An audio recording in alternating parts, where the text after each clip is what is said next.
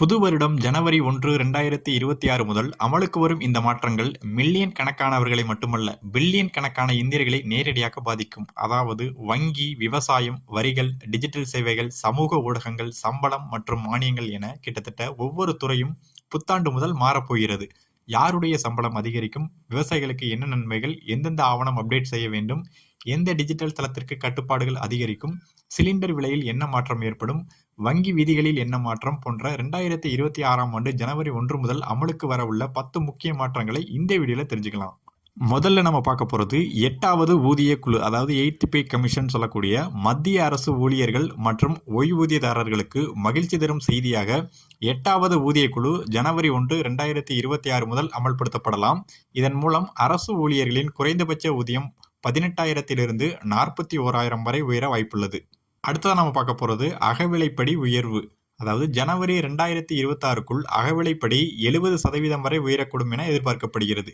இது அடிப்படை ஊதியத்துடன் இணைக்கப்படலாம். இதனால் ஊழியர்களின் கைக்கு வரும் சம்பளம் 25% முதல் 30% வரை அதிகரிக்க வாய்ப்புள்ளது.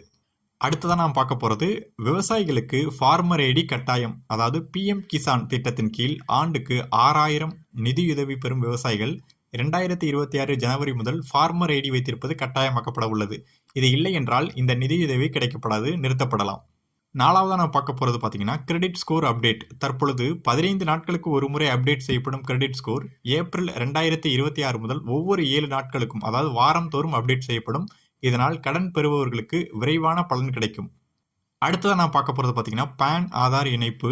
பேன் கார்டை ஆதாருடன் இணைக்க 2025 டிசம்பர் 31 கடைசி நாளாகும். அவ்வாறு இணைக்காவிட்டால் ஜனவரி 1, 2026 முதல் உங்கள் பேன் கார்டு செயலிழந்துவிடும். வங்கி பரிவர்த்தனைகள் மற்றும் வரி ரீஃபண்ட் பெறுவதில் சிக்கல் ஏற்படும்.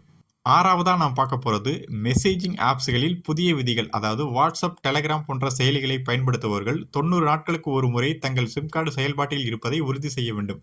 மேலும் கணினியில் பயன்படுத்தப்படும் வெப் வெர்ஷன் 6 மாதங்களுக்கு ஒரு முறை தானாக லாக் அவுட் ஆகிவிடும். ஏழாவதாக நான் பார்க்க போகிறது பார்த்தீங்கன்னா டிஜிட்டல் ரேஷன் கார்டு மற்றும் வருகை பதிவு. ரேஷன் கார்டுகளில் பெயர் சேர்த்தல், முகவரி மாற்றம் போன்ற பணிகள் முற்றிலும் ஆன்லைன் மயமாக்கப்படும். அதேபோல் அரசு பள்ளிகளில் ஆசிரியர்கள் மற்றும் மாணவர்களுக்கு டேப்லெட் மூலம் டிஜிட்டல் வருகை பதிவேடு முறை அமலுக்கு வரும். அடுத்து என்ன அப்டேட் பார்த்தீங்கன்னா சமூக வலைதள கட்டுப்பாடு. 16 வயதிற்கு உட்பட்ட குழந்தைகள் சமூக வலைதளங்களை பயன்படுத்துவதில் கூடுதல் கட்டுப்பாடுகள் வரவுள்ளன.